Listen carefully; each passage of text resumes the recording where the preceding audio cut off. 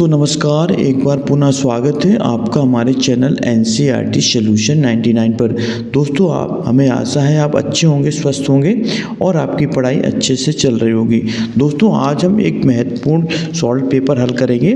ये solve paper है दोस्तों 2009 की पीजीटी परीक्षा का। तो दोस्तों स्टार्ट करते हैं इस प्रश्न पत्र को। दोस्तों वीडियो स्टार्ट करने से पहले आपसे छोटा सा निवेदन है, अगर आप हमारे चैनल पर नए हैं तो आप हमारे चैनल को सब्सक्राइब कर लें और बेल आइकन की घंटी पर क्लिक करना ना भूलें, ताकि जब भी मैं कोई वीडियो अपलोड करूं उसका नोटिफिकेशन आपके मोबाइल पर सबसे पहले दोस्तों प्राप्त हो।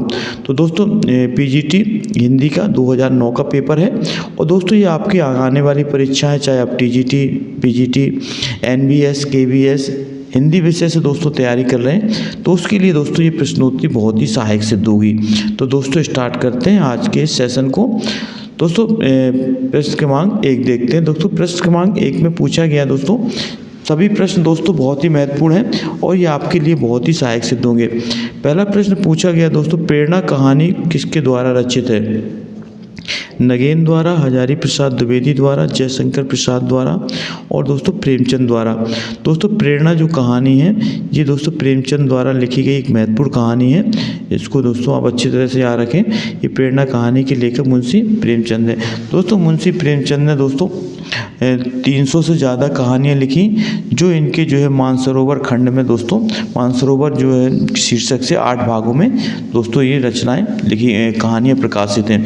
दोस्तों इसके बाद दोस्तों दूसरा प्रश्न पूछा गया, धूमिल को किस काव्य के लिए दोस्तों बताना साहित्य अकादमी पुरस्कार मिला था? दोस्तों बताना धूमिल को किस काव्य के लिए साहित्य अकादमी पुरस्कार मिला था? दोस्तों कल सुनना मुझे के लिए, दोस्तों सुदामा पांडे का प्रजातंत्र, दूसरा है दोस्तों संसद से सड़क तक और दोस्तों चौथा है इनमें से कोई नहीं। तो दोस्तों बताना किस रचना के लिए इन्हें जो है साहित्य अकादमी पुरस्कार प्राप्त हुआ था?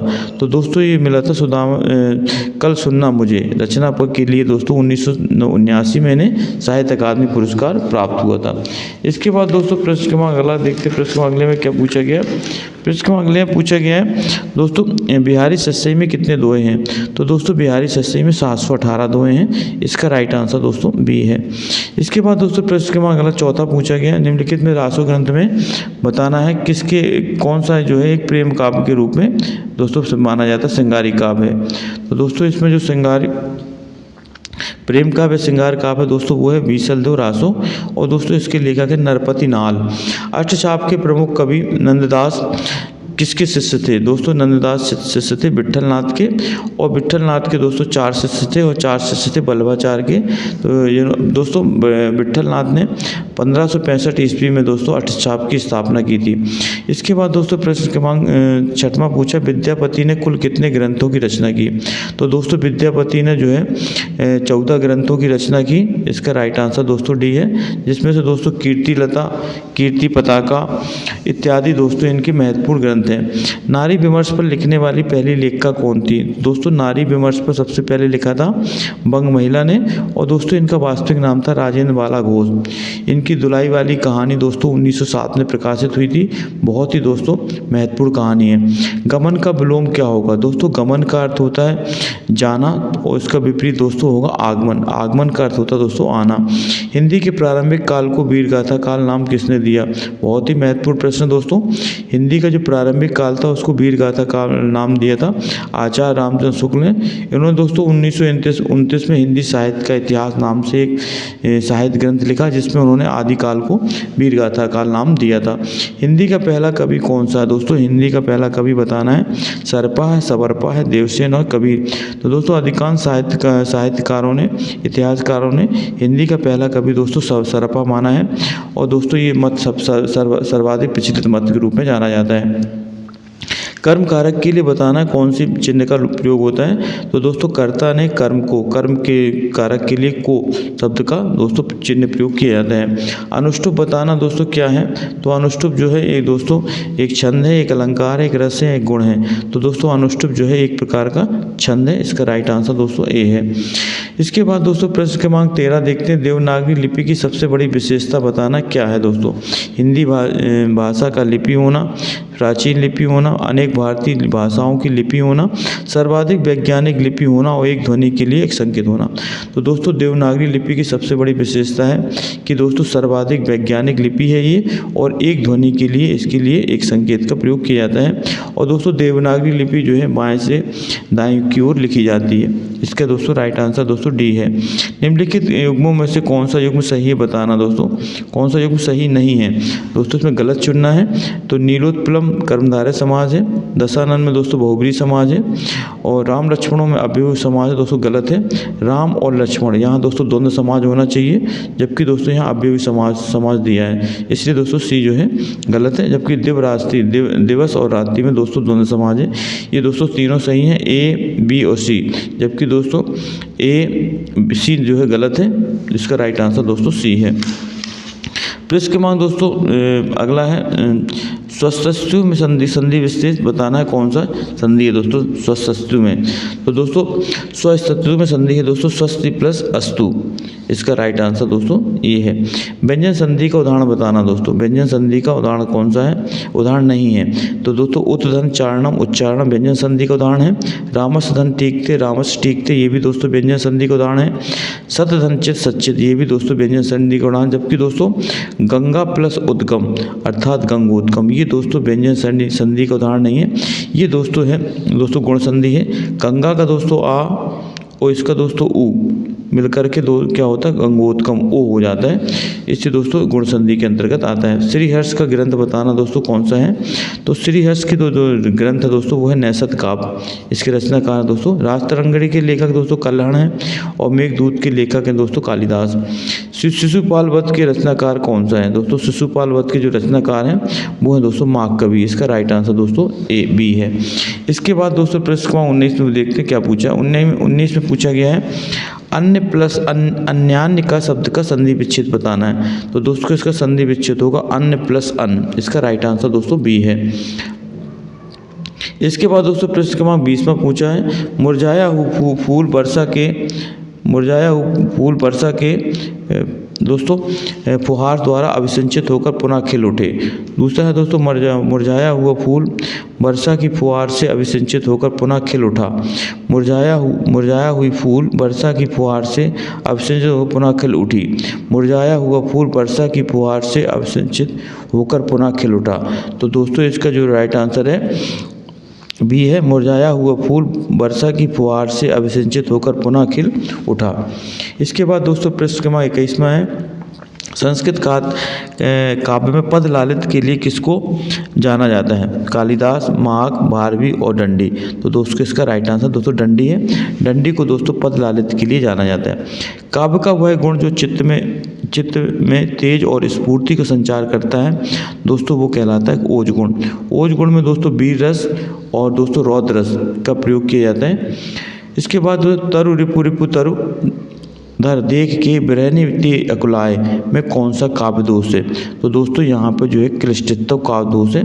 क्लिष्टतव काव्य दोष वहाँ होता है दोस्तों जहाँ पे इसका अर्थ जो है कठिनाई से समझ में आता है। इसके बाद दोस्तों पृष्ठ क्रमांक 24 में पूछा है वह सममात्रिक छंद जो 24 मात्राओं से युक्त होता है तथा प्रत्येक चरण में 11 और 13 मात्राओं पर यति होती है, कौन सा छंद कहलाता है। तो दोस्तों ये कहलाता है दोस्तों रोला छंद, और इसमें टोटल जो है दोस्तों 24 मात्राएँ होती हैं। इसके बाद दोस्तों पृष्ठ क्रमांक 25 में पूछा है रहीमन चुप हो बैठिए देख दिनन के फेर जब नीके दिन आई हैं बनत न लगे हैं देर। तो दोस्तों बताना कौन सा छंद है। तो दोस्तों इसमें दोहा छंद का प्रयोग किया है, रहीमदास जी का दोहा है। और दोस्तों इसमें दोहा में क्या होता है 13-11 पहले और तीसरे में 13-13 मात्राएं होती हैं, और दूसरे और चौथे में दोस्तों चरण में 11-11 मात्राएं होती हैं। इसको आप अच्छी तरह से नोट डाउन कर लें। इसके बाद दोस्तों पृष्ठ क्रमांक 26 में पूछा लखनऊ में आयोजित 1936 के प्रगतिशील लेखक संघ के अध्यक्ष बताना है कौन अध्यक्ष है। तो दोस्तों 1936 में लखनऊ में प्रगतिशील लेखक संघ का अधिवेशन आयोजित हुआ था, जिसके दोस्तों अध्यक्ष थे हमारे प्रेमचंद। इसका राइट आंसर दोस्तों प्रेमचंद है। विख्यात मार्क्सवादी समीक्षक कौन है। तो दोस्तों विख्यात जो मार्क्सवादी समीक्षक हैं दोस्तों वो है रामविलास शर्मा। ये दोस्तों विख्यात मार्क्सवादी समीक्षक हैं। इसके बाद दोस्तों प्रश्न क्रमांक अगला देखते हैं 28 में पूछा गया दोस्तों आपका बंटी उपन्यास की लेखिका कौन है। तो दोस्तों आपका बंटी उपन्यास 4 ऑप्शन दिए, मृदुला गर्ग, कृष्णा सोबती, उषा प्रिबंदा और मन्नू भंडारी। तो दोस्तों इसका जो राइट आंसर दोस्तों वो है मन्नू भंडारी। आपका बंटी उपन्यास जो है मन्नू भंडारी का एक चर्चित और लोकप्रिय उपन्यास है दोस्तों। हिंदी का प्रथम दुखान नाटक कौन सा है। तो दोस्तों बताना अंधेर नगरी, भारत दुर्दशा, रणधीर प्रेम मोहिनी और कली कौतिक। तो दोस्तों हिंदी का जो पहला दुखान नाटक है वो है दोस्तों रणधीर प्रेम मोहिनी और इसके लेखक है दोस्तों राधा श्रीनिवास दास।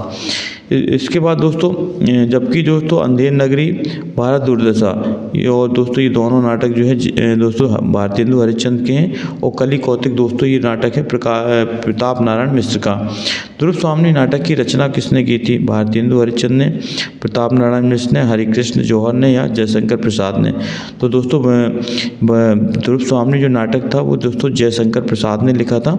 इन्हें छायावाद का ब्रह्मा या दोस्तों छायावाद का जनक या प्रवर्तक के रूप में जाना जाता है। इसके बाद दोस्तों प्रश्न क्रमांक 31 में देखा है जो पहले कभी ना हुआ, वाक्यांश के लिए एक शब्द बताना है। अद्भुत, अभूतपूर्व, अपूर्व और अनुपम। तो दोस्तों जो पहले ना हुआ उसके लिए जो एक शब्द होता है वो होता है अभूतपूर्व।